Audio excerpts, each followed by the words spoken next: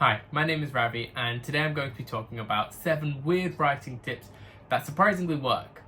So for a bit of context, I am an author slash 5th year medical student. I am currently working on my 3rd book. However, my first 2 haven't been published yet. I am trying to get them published. So I'm going to begin by talking about where in the book do you start? Well, obviously, most people will start at the very beginning of your book. But something that can work, and people have said does work, is if you're struggling to get that opening, you can just start in the middle of your novel, or you can start a couple of chapters in. You don't have to restrict yourself. Some people even like to write the final scene in the book because they have an idea about how it's going to end, and then they trace it backwards from there. So really don't limit yourself.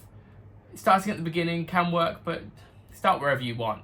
Alright, the second point that I wanted to make was that you're going to write your chapters out, and at the end you might find that the structure isn't completely okay. So what you can do is rearrange those chapters. Just because you wrote them in that order doesn't mean they have to stay in that order.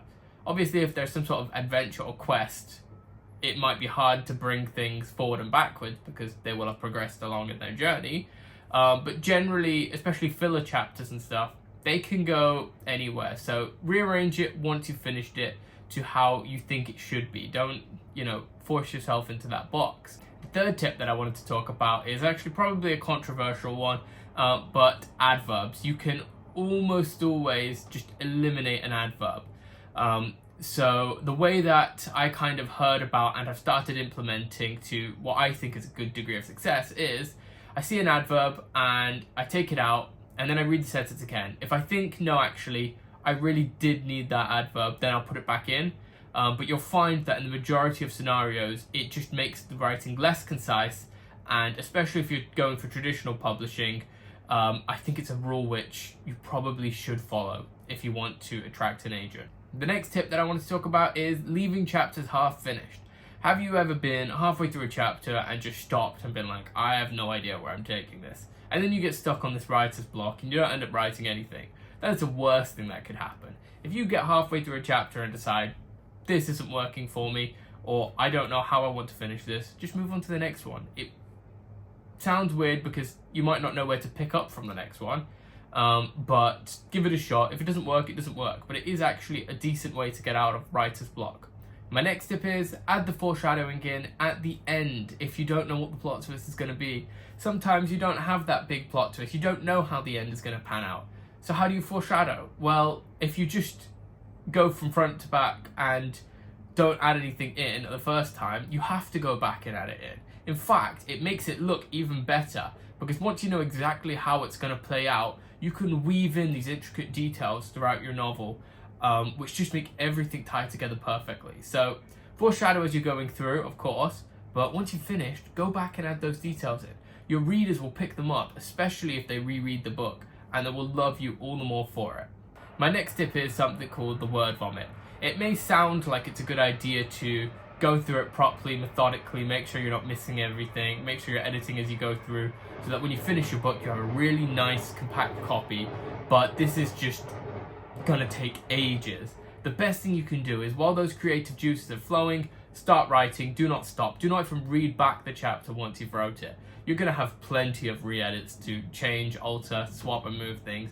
So it almost feels like a waste of time to work so hard on something because you may even just cut it out once you finish writing the first run of the book.